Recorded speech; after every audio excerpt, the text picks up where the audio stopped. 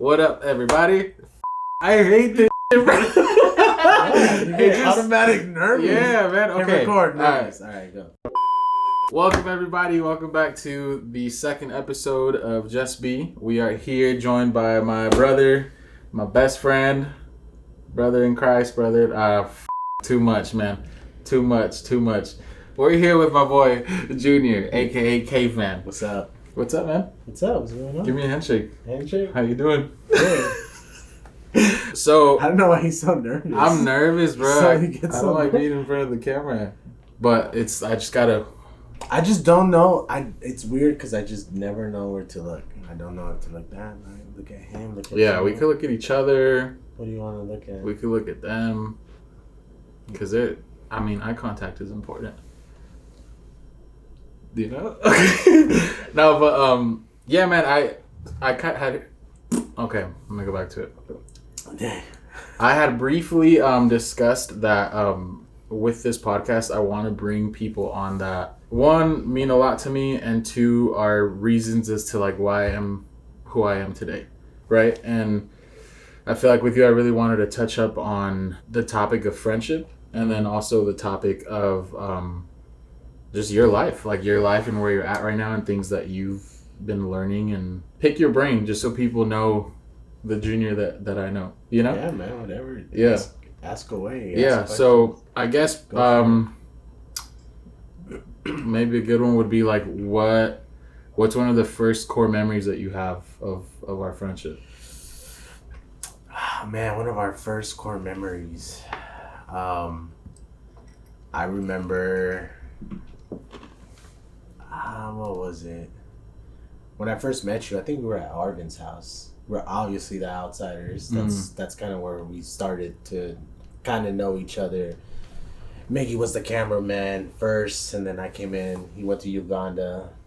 I thought we were gonna beef it, but we didn't. We beefed it for a little bit. Nah, No, we were good. Like, it was weird because I feel like we kind of motivated each other to be better at what we were doing. For sure. And I stepped in to help out the outsiders. It's like a small church community that we were a part of for a while. And Yeah. I remember the day that you came back, I was just like, oh, that's him. Oh, that's Miggy. Oh, crap. You know, an instant click. Like, I think we became friends. Yeah, bro, like, right instantly. It was weird. It was like we just clicked and it worked. And yeah, I just remember I was upstairs. I think it was Arvin's old house, his parents' house. We were upstairs and you were passing by. I'm like, oh, that's him. Oh, I wonder if he's mad because I'm taking pictures today. But no, it was actually really cool. Like, Yeah. And then after that, that one, or shoot, man, this guy baptized me. We went to the beach in Malibu with your mom. Yeah. She was my witness, and we just got in the water. And I'm like, baptize me, bro, and he baptized me, and yeah, that was pretty much the start of a really big journey that I'm even still on, you know. Yeah, and then what would you say? Because again, life has changed a lot, right? Since we first met. I mean, So much. you're married now. You got two little ones. I have 2 kids. Yep. Husband, father. Like I met you. I've seen you through so many layers, right? Like singleness, relationships, different jobs, right? Jobs. Different career routes. We would say we've traveled together. Yeah. But up to this point, what would you say is one of the main things that you've learned about yourself through the journey of fatherhood? Oh, through fatherhood. Fatherhood is...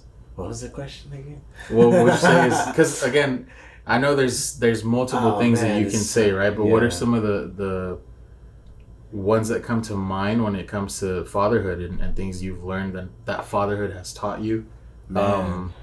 Things you've expected, didn't expect, you knew, didn't know? Man, I don't know. I'll say this, I love my kids to death. But I thought kids were dumb. I don't know why. That's one thing I learned. Kids are smart, man. Like, they are sometimes little geniuses. Yeah. And I never... Like, I love my nephews. I never thought they were dumb or anything. But I just thought kids are like... They just watch TV and play. But, man, do they grab everything like a sponge. And that's one thing I learned. But the biggest thing, I think, to be honest, is patience. I think even going into marriage, you know, I'm a patient guy. I have, you know...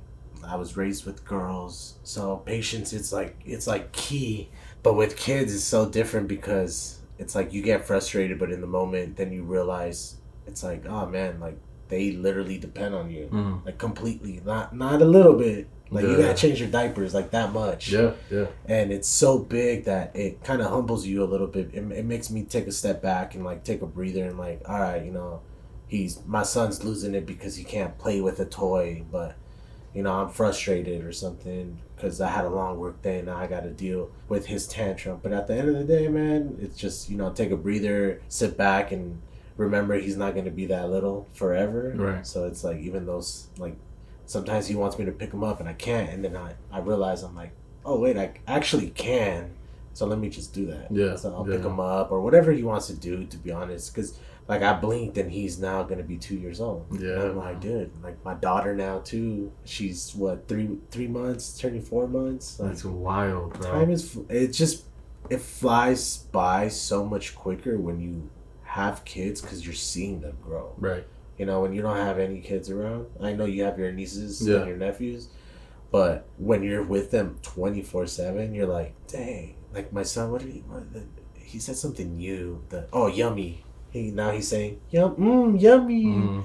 I'm like, where'd you get that? Like, literally from one day to the next, he woke up saying, yummy. And I'm like, bro, what? Like, it's crazy. So, yeah, I learned to be more patient, take a step back, and just take a breather because a lot of the things that you think are serious aren't really that serious. And that's just in life in general. Right. But, yeah, your kids will teach you that real quick just because kids are tough, man.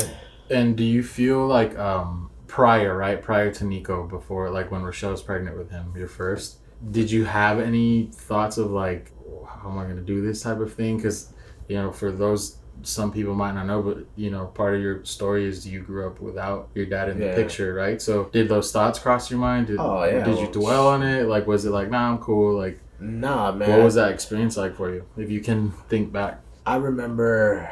It was funny because everybody thought I was going to have a girl first because all my sisters have boys and I'm the boy. They're like, you're going to have a girl first. But my sister said something that was super cute. She's like, no, I think God's going to give you a boy because you're going to teach him how to really be a man. And I was like, damn.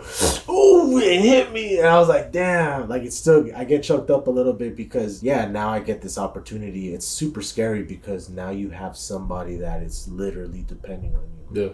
Like, if you don't provide, they don't eat. Right. If you don't provide, they don't have a place to live. So that is scary in itself. But to be honest, it just like puts a fire up your ass where it's just like, hey, you gotta wake up and do stuff. Right. You know? It's a weird feeling because you think you're hustling, you think you're moving, and then you have kids, and then you're like, oh, this is what hustling is. I gotta really move because at the end of the day, if you don't provide, they don't eat.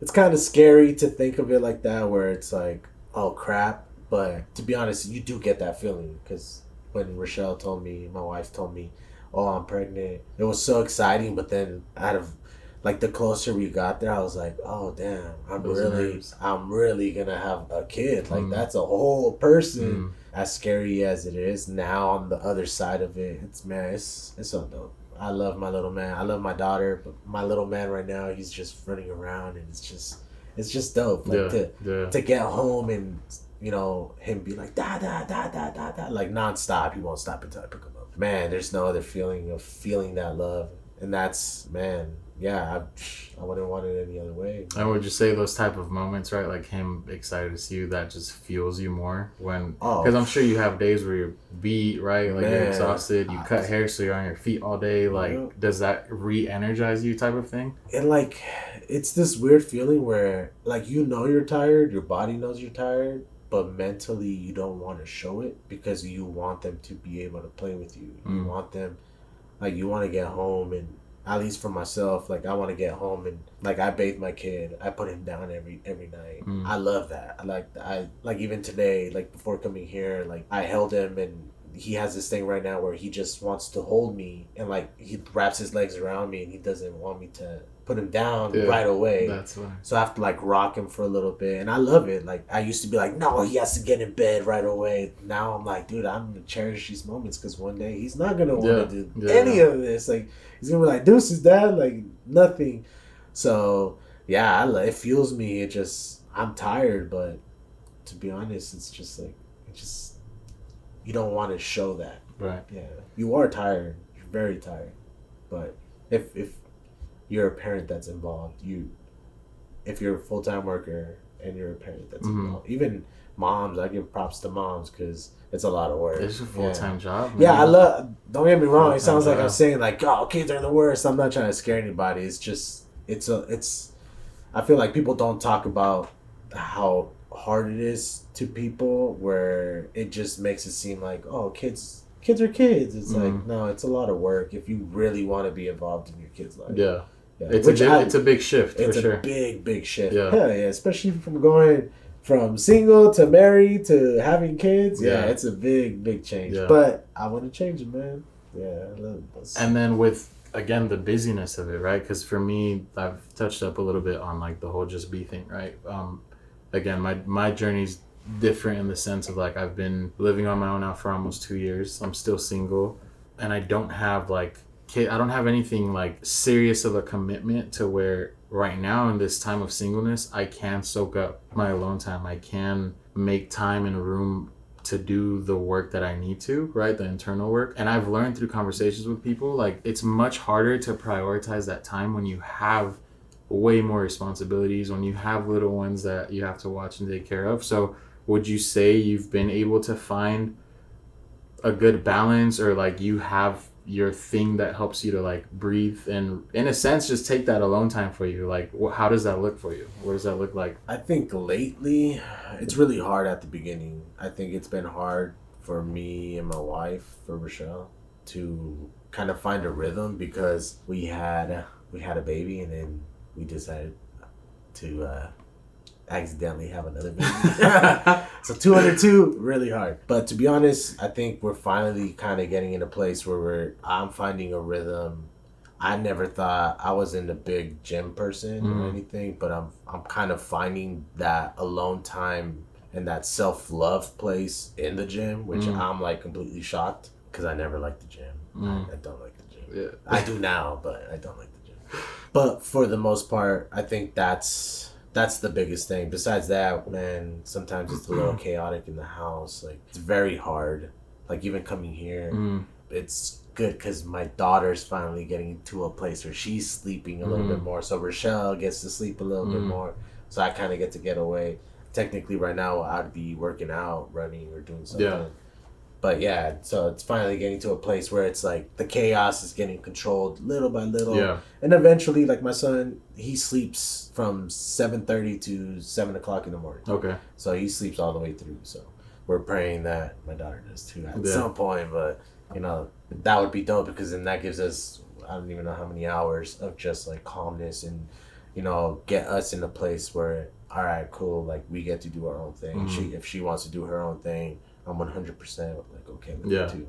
Yeah. But yeah, for the most part, it's a little chaotic, but it gets there, because when Nico was getting older and we didn't have my daughter, it was kind of flowing really well, and then we were both finding our place. Like a routine. Yeah, we were getting into our place, but obviously with the second baby, like 2 babies. Yeah, for sure.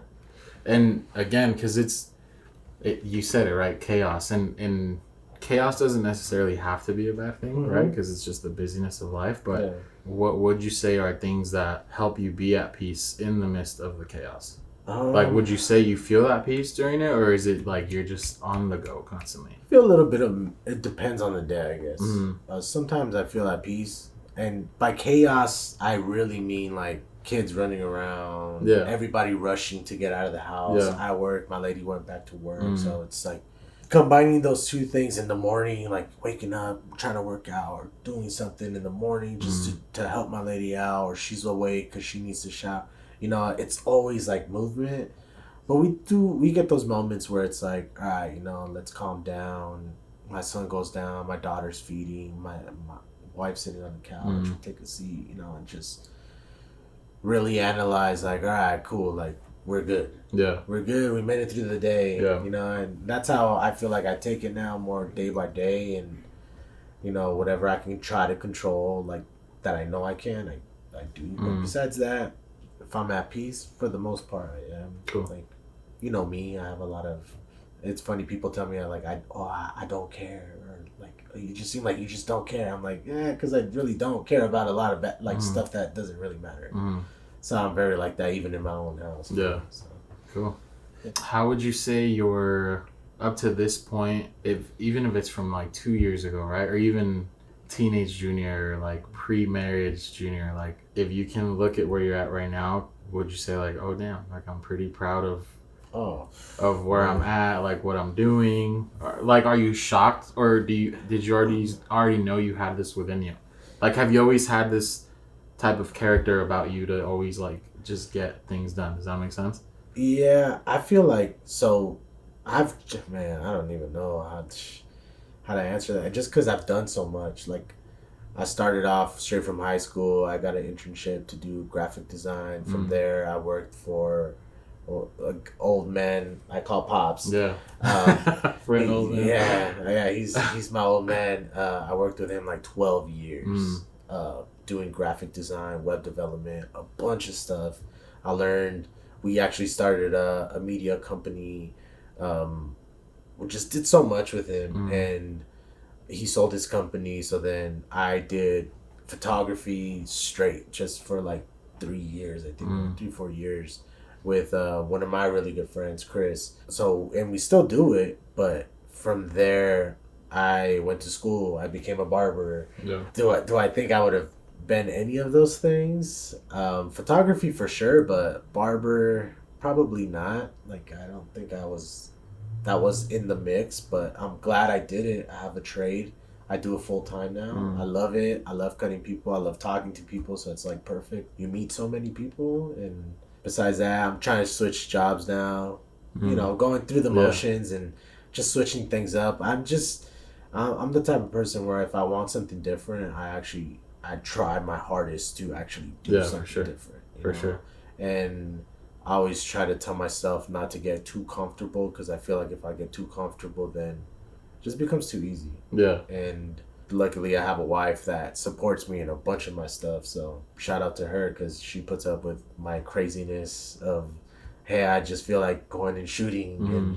You know, she's like, all right, well, go do your thing. I just did a full day of barbering. Tomorrow is my day off, but I'm going to go shoot. Instead of getting mad at me, she's like, hey, what you got to do? Make sure you pick up food on the way home, though. Yeah. But do I think I would be here? Probably not. Am I proud of myself? I would say yeah. I think if I were to talk to my younger self, I think he'd be like shocked at how much I've done. And for sure with the 2 kids, I imagine a family but never kids. So having kids is like a shocker to me.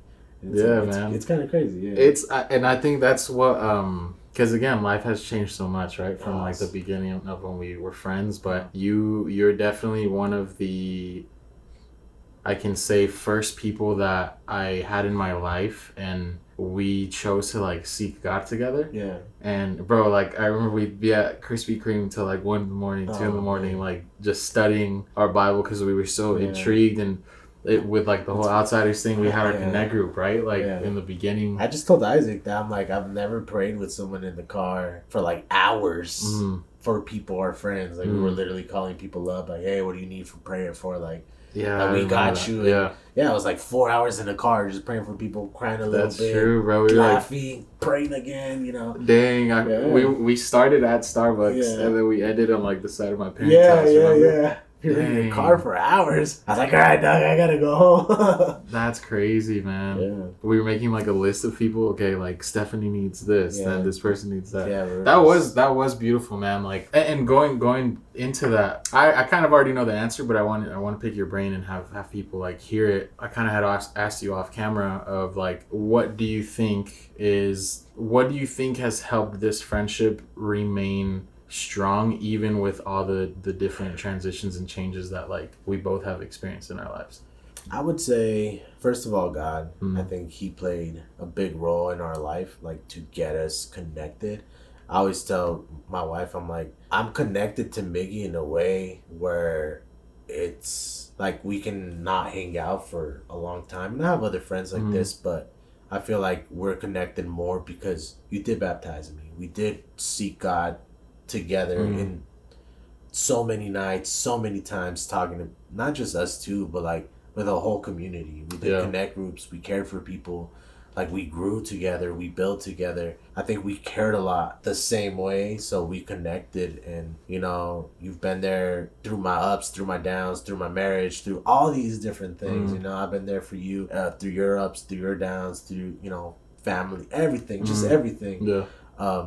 I think God plays such a big role because, I don't think I have this tight of a relationship with, no offense to any of my other friends, but with me. Nah, get offended, motherfuckers. Nah, I'm just kidding. I'm joking. But it's like I know where we stand. Yeah. Like I think another thing is we don't have expectations of each other to be anything but who we are with each other. Yeah, for sure. We joke a lot. I agree. Like right now we're more serious because we're on camera. Yeah. But we joke around a lot. Eric can tell you he was just farting on camera. Like, you were farting there? This move. So it's just like we're always joking. We're always vibing. Like no matter how much time passes by. Yeah. Like I know if I need somebody, I can call you. Vice versa. For sure. So I think that plays a big role too. Like I don't think we've ever expected anything other than us being who we are for each other. Right. Yeah. That's actually really good. Do you think, because we kind of had some conversations earlier off camera, but like, and maybe I'm wrong for this, but I feel like naturally sometimes, right, in our human nature, we do tend to kind of like expect people to look out for you. Do you think that expectation is healthy? Do you think it's not healthy? Because of course when you have friendships, they're your friends, so you naturally like expect them to like support you.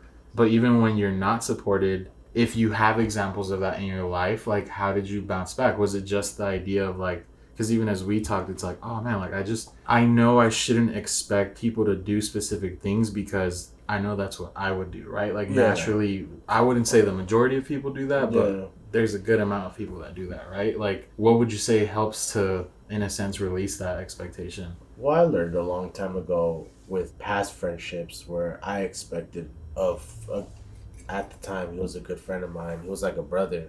Kind of like similar to what we have, but it's different, but similar. I learned not to have expectations, especially learning about God. Like, we're human. Like, we make mistakes. Yeah. So if we put this, like, and it's also varies depending on the person, like I expect my wife to respect me enough to not do bad stuff, like, and vice versa. That's expected. That's marriage. That's expected relationship. But for friends, I feel like sometimes it gets rough. There were moments in my life where I thought friends would be there, but it's like they weren't. And then I got really depressed, really sad, really down. And then I realized it's like, dude, they're just human beings. I've messed up. So I can't put that on people either. And to communicate. Right. I think that's another thing that people don't really do. Even in friendships, like, hey, people tend to be passive aggressive or just like, I'll cut people out. I've learned just communicate. Yeah. Hey man, I didn't like that you did this. Hey man, I love that you helped me out. Hey, even the small communication, like it just helps. Yeah. In any type of relationship. Yeah. But expectations, me personally, I don't have expectations of people just because not that I don't want to be let down. It's just I feel like that's a lot of pressure on people. For sure. Because if I put my expectations of like who I am on somebody, like that kind of sucks because I'm dope. Because I'm dope. Yeah. It's like, well, if you really think about it, like if like you have your own personality, somebody else does too. It's like it's kind of unfair to do that to people. Yeah. And again, it depends on the situation. It depends on the person. But for the most part, I don't have expectations of people. Just because I want to love everybody. If someone messes up, my mindset just goes to like, and also being cautious of the mess up. Like if it's so damaging that it destroys something, it's like, all right, take a step back or whatever. But if it's like, oh, you didn't text me back. Like people get mad about text messaging. I never understand that. Bro. I suck. But luckily I have friends. I have friends. Shout out to all my friends that don't get mad at me because I don't text back right away. Even my wife, she'll text me and she's like, wow, you're ignoring me. I'm like, I swear I'm not. That's so funny. Yeah. It just, I don't know, man. Yeah. Yeah. Zero expectations kind of helps out. For sure. And then personally, like it will help you not get mad. Yeah. And then if you can, like, because I feel like I've been learning it. Would you say like, it's almost like sometimes a job has to come to an end, right? Sometimes a relationship has to come to an end. Sometimes friendships come to an end. Mm-hmm. When would you say, through your experiences, what advice can you give of when you should let go of a friendship that no longer, I don't know if it sounds selfish, that like no longer serves you, or just isn't, because in a sense, like you do life with people to like feed off of their energy, like learn, grow together, and when it's not that anymore, have you had the experience of like, okay, this is when it's time? I learned some people are seasonal, and then some people are for your life. Mm-hmm. You know, there's certain people that are in your life for seasons, whatever that's for. If it's to teach you something, if it's to help you become somebody who you were. Like the guy I was talking about earlier, I feel like he was in my life for a season to get me. Like I wasn't always outgoing, and he helped me get through that. I want to say depression or whatever I was feeling in that time when I was younger. He helped me get through that. I really analyze, and most of the time I cut it off, whatever it is. And so that's my rule. I do, like, if 3 people come up, hey, I remember even dating, like, if 3 people told me, hey, that girl's no good, that girl's no good, that girl's no good, I literally would drop that girl. I wouldn't even try nothing. Yeah, because even with friends, like, if people tell me, oh, that guy's kind of fishy, or just be careful, that guy's kind of fishy, if I get that from people that I trust, it's like, all right, I'm going to listen. Like, why am I going to not hear people out that I really trust? But for the most part, people are seasonal. A lot of people, you'll be more shocked to know that a lot more people are seasonal in your life than forever. You get those rare friends that are forever. You know, how to get through that. Be honest with yourself, and I'm a big believer of people can outgrow people too. Like, not in a bad way, like you're better than somebody, but sometimes some people will hold you back of your next chapter, like your next part of your journey. Like some people, not purposely, just subconsciously hold you back. If it's people that, you know, party too much or whatever, and they're always hitting you up, and you're trying to get out of that situation.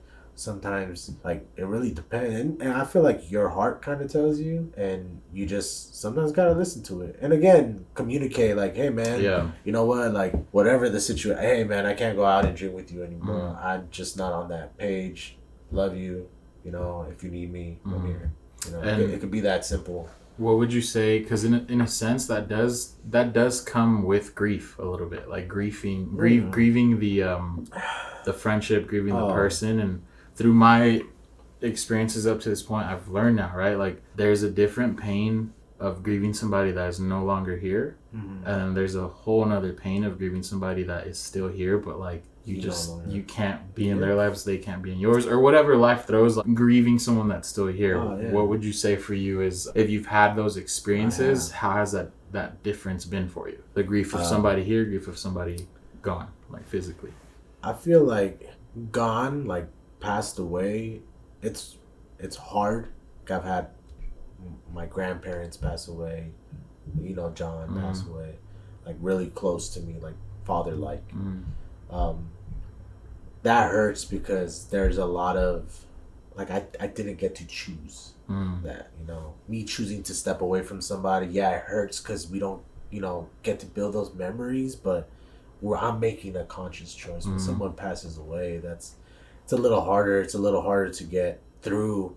I don't think you ever get over that. Like, you can make more friends, but I won't have another John. I won't have another grandpa. You know, like, I won't have that ever again. I'd say it's a lot different. It's part of life. I think you're not living if you don't feel it. But it's just, it's a part of life where you just really got to push through. You know, friends it's hard because, you know, especially if you care for somebody, it's hard because, you know, they're not there anymore.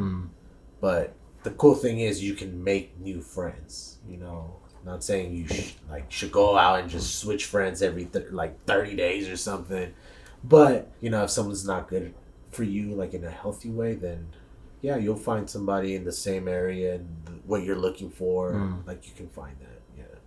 How would you say you've and it's not necessarily with grief, but life in general, what has helped you heal from things that you didn't realize you needed healing from, or things that it's like, oh, okay, I didn't know I had to heal from this. Like, this is something new.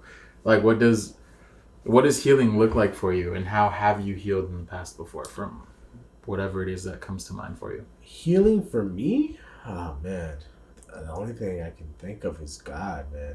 Like I feel like I had before, and again, I'm not like what people call like a Christian. I don't go to church anymore. Like I have my faith and I have my own journey, my own walk, my own relationship, and he helped me tremendously. Like I had a lot of, like you said earlier, like I grew up without a dad. I had a lot of like anger towards that, a lot of like family issues, a lot of even relationship issues, very angry. I was still nice. That's the weird thing. I'm a nice guy. I don't show that, but I didn't realize like I really needed to heal from that until I met God. And I still remember, shout out to Leo, the night that I raised my hand to accept Christ into my heart.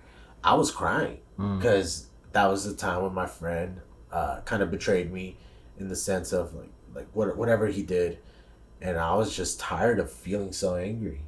Like I remember telling people, if I see him, I'm gonna knock that fool out. And I, thank God I didn't. I saw him one time, and I had AutoZone. I'm gonna knock that fool out. But I had a friend with me, and it didn't happen. I thank God, because that would have taken me a whole different direction. Yeah. But yeah, man, God helped me out through that situation, and just life forgiveness, like letting the bad feelings go. It's a part of life. It happens, but yeah, man, God, that's God for me. Yeah. He's helped me heal in that way, and even now, like through heartbreak of someone passing away, the only thing that has helped me is God. Like knowing that He's there, and man, prayer. Like Yeah. I think that's the only thing that can, to be honest. What would you say if people don't know, right? Like, what is prayer to you? How would you explain prayer? Oh man, I've learned prayer could be different things, but a lot of it's just conversations. For me, it's conversations. Some people sing, some people write, some people journal. To me, it's I like to talk, so I talk just how I'm talking right now. Communicating with God. Hey, man. Yo, you better help me out, man. I'm struggling through this situation, man. Like I don't know what to do. You told me to give it to you. I'm giving it to you as much as I'm trying to control it. So it's just conversations, man. Yeah. What would you say for you? Because I know it's a very there could be so much to it, but but what is God about for you? Like when you say God, what comes to mind? Oh, that's a tough. God is my creator, man. I don't know. God, just everything. That's it. Yeah, and for people, because again, I know, right? I know for a fact, like the reason why we click so much in our I guess youth. We're not old, but our earlier days. Hey, relax, man. Relax. Yeah, we definitely had a heart for people. Yeah. Right. Like. And I know people felt that. People still feel that, right? Like that's why we connect, because we have this almost not hunger, but naturally it's in us to want to listen to people. Naturally, it's in us to want to converse. Yeah. Make people feel just like they're heard, right? Yeah. So, and I asked that because for me, a lot of what God is about is grace, right? And I remember growing up Christian, it's like you'd hear, "Oh, God's grace." Like I'm like, what does that look like? What is that? What is God's grace? Yeah. And it's like through my journey of healing, I've come to an understanding that grace is a combination of both love and understanding. Yeah. Right? So that is who God is. It's somebody that's loving and somebody that's understanding, no matter like where you're at in your life, no matter what you carry, whether it's shame, guilt, whether you've been like spoken down upon, whatever it is, right? Because I feel like God is such a It's people are afraid to talk about God nowadays, right? Because there is a lot of religion has tend to like hurt people, right? And has tainted the view on God, right? Yeah. And that could be a whole another topic of discussion. But that's a whole. I love that. I love your answer. God, my creator, right? And well, I say God, He's just everything, because, like you said, He's love, He's understanding, He's. Man, in moments, man, even anger, like He's given us all that, you know. But it's, I feel like it's Him, we are part of him. Yeah, We are him. You yeah. know. At the same time, we have him. You know, the Holy Spirit. That's a whole other conversation. But it's just, I feel like he's creation. He's literally everything. So every emotion you feel, like, yeah. I the love good, that. the bad, the ugly. I just watched something. I forgot who it was. He was talking about grief, and he was getting interviewed. He's like, God made everything, even grief. It's a part of life. Yeah. And you're not like you say you're living, but like that's a part of it. So that's also Yeah. him. Yeah. And it's like, dude, that's so true. Like even the good, the bad, the ugly, everything. And that's how I look at it. Like, Yeah. you know, I love his love side. I'm a hugger. I love people. I talk. My wife, I was like, man. oh, don't be quick. Hey, man, give me a hug. I'll give you a hug. No, my wife made me laugh because she was, I was like, no, I'm just kidding. Go. She was like, no, my wife made me laugh. Shut up, bro. No, Hey, you talk about your wife too much. Give me a hug, man. No, I'm just kidding. He's jealous. I'm joking. No, Love you, Rochelle. no, my wife made me laugh because she's like, man, between you and me, because I was like, oh, I'm gonna be quick. She's like, she gave me like this face, like, for real. She's like, man, both of you guys like to talk. She's like, you're a talker already. Mickey talks too. You guys are just gonna be talking away. No, I'm like, funny. yeah, you're right. Like, I'm a barber too, so that just adds more. Yeah. Talking all day. That's funny, man. What would you say? Because we can wrap it up. I know it's been. What are we on right now? Like over 30? 41 minutes. Damn, for real? Yeah. Damn. I wasn't expecting that. Dang, that felt like 15. Yeah, look. 16. My mouth is dry. 17. Mickey was so nervous. That was 18 minutes. This was messed up. Like in the beginning, huh? All right, we can wrap it up, but I would like to end it with I'm just kidding. if you can give any type of encouragement for whoever it is that's listening or watching, what would you tell people? Damn, man, I have so much I can say. Hey, go ahead. Let's see. Don't stop. Whatever you're doing, whatever you're striving for, whatever you're pushing for. Like I'm in a season, so I'll say it. Don't quit. I feel like it's easier to quit than to actually succeed.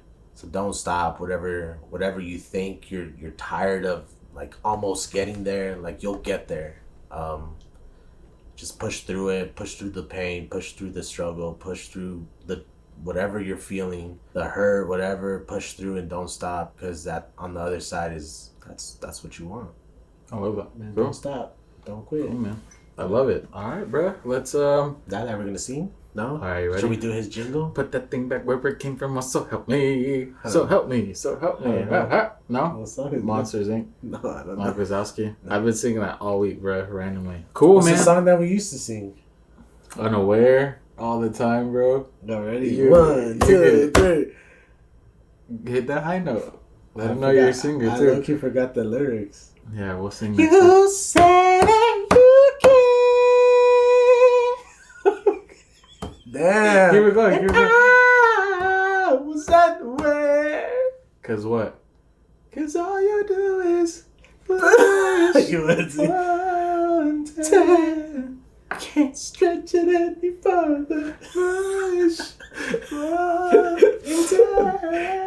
Damn. No, I'm just kidding. All right, I thank you I guys. supported Miggy in his singing way long before. You did, Dude, bruh. I keep trying to tell him, put out an album or something, but I will. Y'all I talk will. Y'all talk to this I will. man. It'll be in the works. Y'all talk to this man. Thank you All guys so much for tuning in, taking the time to just listen, watching. I guess this is probably the part where we say subscribe, like, share, comment.